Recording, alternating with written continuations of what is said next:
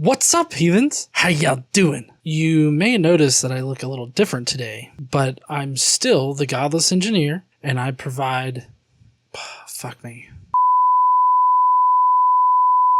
I may look a little different today, but I assure you, I'm the Godless engineer. I critically analyze apologist claims to give you the best arguments and information so that you can stand up and use your voice. Today we're going to be taking a look at another call that I received last year during one of my call-in shows. This caller is quite special. He's a conspiracy theorist who has offered me $300 to disprove his crazy and ludicrous claim. This is one of the few calls I've actually had to hang up on.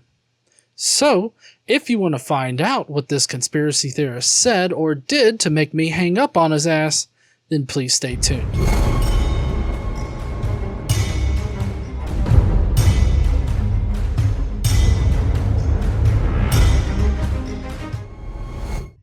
All right, hello. Hey, this is Hi. Sorry. Go ahead. Hey, what's up, John? This is Joel, More Than a Flame. How you doing, man? Oh, hi, More Than a Flame. How you doing?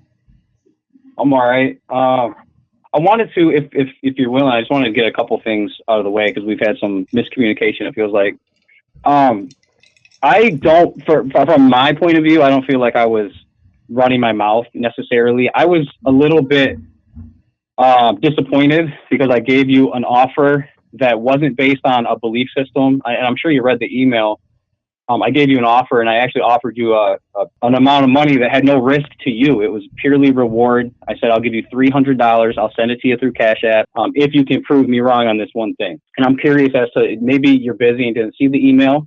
And that's kind of what kept me bringing that situation up, because I was confused, because I gave you, a simple offer, simple instructions, and just said, if you prove me wrong, I'll wire this money to you immediately. And I do my best to be a man of my word. So I actually upped it. You'll remember. I know you have to. It started at 100, and then I sent you another email. So I do remember your email. I also remember reading it and immediately disregarding your proposition. I don't remember what the proposition is.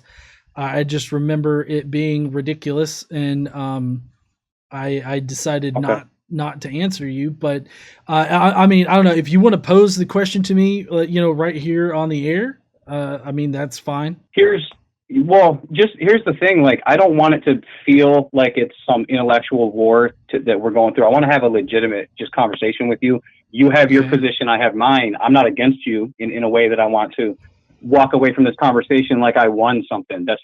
I'm not trying to feed a sense of pride or anything, but I appreciate you giving me a chance. So I'm going to bring up what that thing was I sent you about, because for me, I'm super cynical and I'm very skeptical. So I almost believe nothing. So I sometimes investigate things to a degree that people would think would make me crazy. Because I don't take people's word for it. So when I just listen to you guys go back and forth, at the end of the day, and this is my opinion, it feels like no matter what somebody brings to you, we can always disregard it as whether it was legitimate evidence, because we still have people that, we can't even necessarily say, oh, it was written in history, because we have a generation of children that are going to see 9/11 was a Middle Eastern terrorist attack from...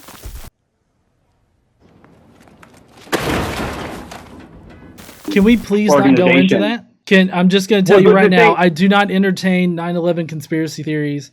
So okay, well, so here's all I'm saying is there's a lot of things written down as history that we can't always trust. Okay, so even if it's not just that, when I talked to you the first time, maybe a month ago, one of the first points I brought up is the fact, and you said that, and you kind of, it felt like you dismissed it. I said we've been lied to about basically everything, and that there is a massive organization, the Freemasons,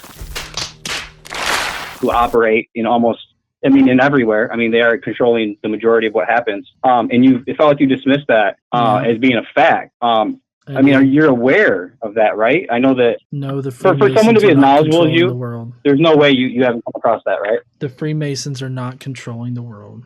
I didn't say they're controlling the world. I said controlling a lot of what goes on. What do you think they do? Can I ask you that? I mean, I'm not a Freemason, so I have no idea. Do you know what they believe?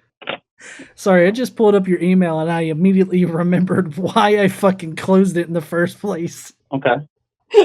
That was my first point of evidence as to us being lied to.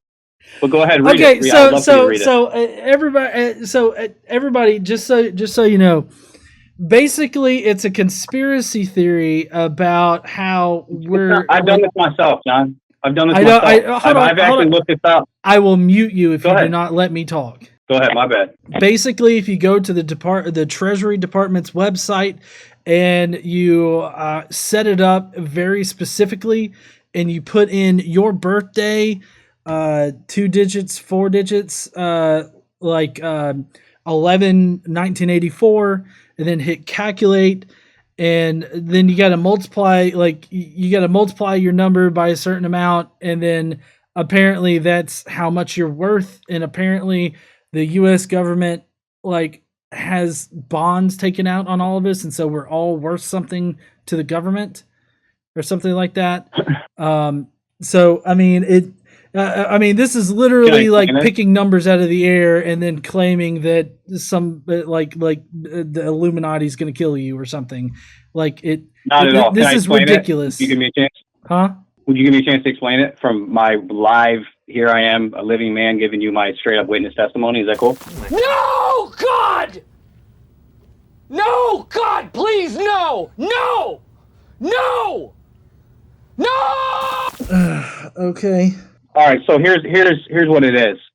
What I said, and I would have been cool with you sharing the whole email right on your screen. When you look at the back of your Social Security card, okay, we've been listed as surety for the debt of the corporation of the United States of America, which is a corporation. What I said to you, John, is when you get your bills in the mail, they're all capital letters. Okay. A corporation legally is all capitals. A proper noun is an uppercase letter followed by lowercase. This is not a conspiracy theory. I've done this myself and about 4 or 5 of my family members. And if you look at your Social Security card and you flip it over and you look at the bottom right-hand corner on the back, we're not talking about your 9-digit social. The back of your card will have a letter followed by like 5 or 6 numbers. It'll be red ink or black ink. That's the savings bond, the serial number savings bond. This isn't some voodoo magic. You calculate all these things. I gave you easy instructions. You basically go to that Treasury website. You punch in your birthday. That's the issue date when you were born. That birth certificate is literally a bond paper. We are the surety for the debt. This is why you can continue to watch.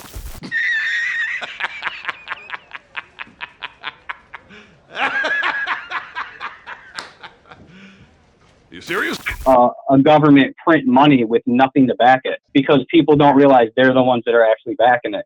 So the dollar is not quite going to crash like a lot of people think it will. We haven't had physical money in the United States since 1933.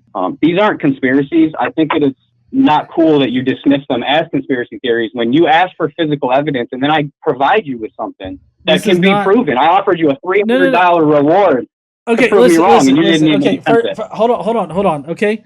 So first off, no matter what I say to you, as far as this goes, you're not going to be convinced by it. So your claim of $300, you're basically saying you get $300 if I convince you that I'm wrong. And I'm just simply not going to be able to convince you that you're wrong. No, John, all I said was you could I don't need your Social Security number, man. I said you look at the back of it. There's numbers in the corner. No.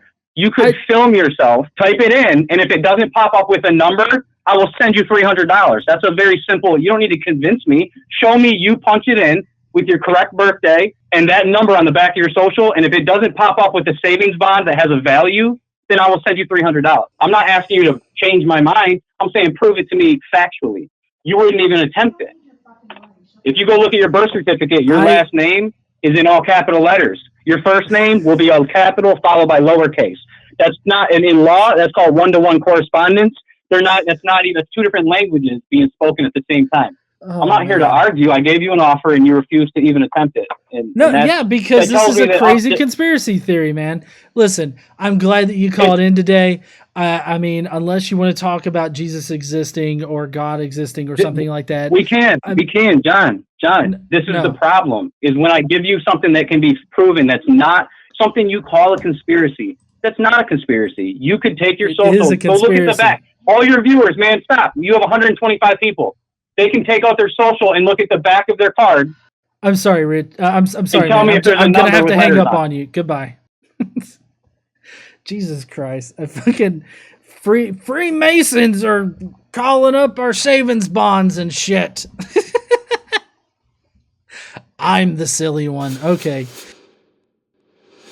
Well, that's it for this video today. If you will, please go down below and let me know what you think about this caller down in the comments section. Do you think they were crazy? Do you think they were wrong? Let me know what you think. And hey, while you're down there, why don't you smash that like button and subscribe if you like this kind of content. Don't forget to stand up and use your voice. Bye, heathens!